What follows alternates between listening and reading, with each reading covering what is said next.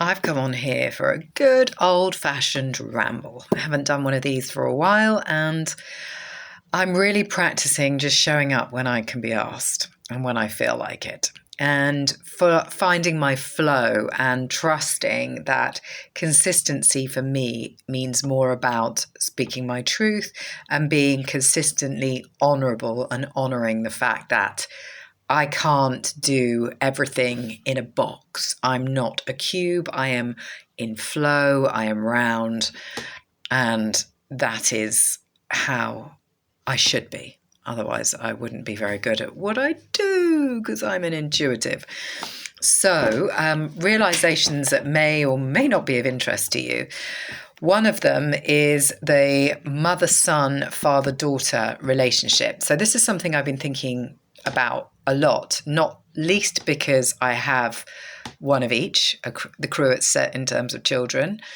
And I'm interested in the dynamic, why my son and I get on so well, and my daughter and my husband get on so well.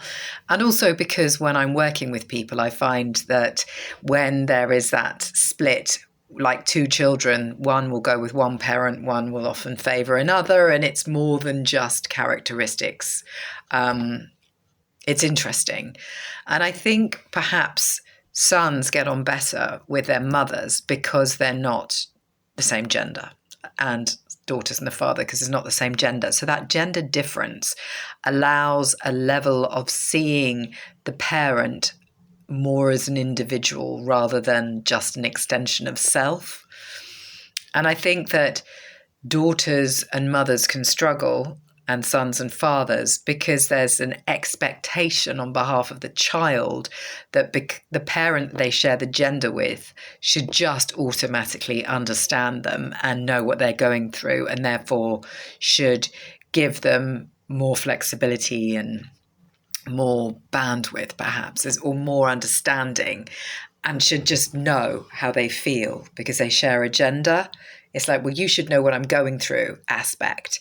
And actually, that isn't often what happens because, as I have experienced, and I often see it experienced, one child likely will favour more the father characteristics and one the mother characteristics. Or I know they're often a blend, mine are a blend, but there's that playing into it as well. So if they'd both been of the same sex, one of us would have automatically gotten better with one and one would have gotten better with the other. I don't know if that's just to stop you killing them, that, everybody has to have a champion. I don't know. Raising children is extremely hard work in today's world, without a community, without common sense, without reasonable rules, and without resilience, because the young people today really lack resilience. And we need to build that back in big style into kind of what their skill set.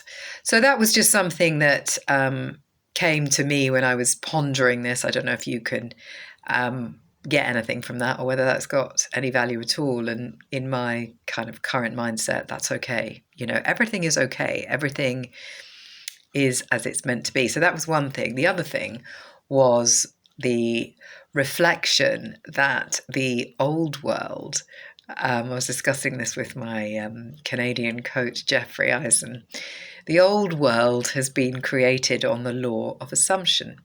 So people have gone around assuming how things will turn out, how people will behave, how things, because of what's happened last time, will happen exactly the same next time. So removing wherever possible the opportunity for something new to come about, because there's so much need for control, because not being able to explain things is so scary. I mean, modern science hates that, doesn't it? It hates anything it can't explain. The whole premise of it is to give rational explanations, whereas old science, when art and astrology and all those different wonderful disciplines were involved, was much more comfortable with the unexplained. And so the new world gets rid of the law of assumption and invites people to be more present and in flow. So if we take off the limitations, we take off the expectations, we can allow things to flow, and we can allow ourselves to remove ourselves from fear, because we get fear when we suspect things are out of our control or not going to go the way we want them to. If we stop wanting them to go that way and just trust that they're going to go the right way anyway, we step into a better frequency, because thought creates feeling, creates frequency. So thought manifests into feeling, creating frequency, which can get trapped in the body or released. We are pebbles creating ripples, frequency into the community. So if you are more positive, because you are able to be more present with less expectation, you're going to have a more positive frequency and therefore a better impact on the community, and you're going to get better ripples back because you're more positive. I hope that makes sense. It's quite difficult to kind of necessarily explain it, but I hope I've done a job of it. Is there anything else I want to say? No, there isn't. Blessed be.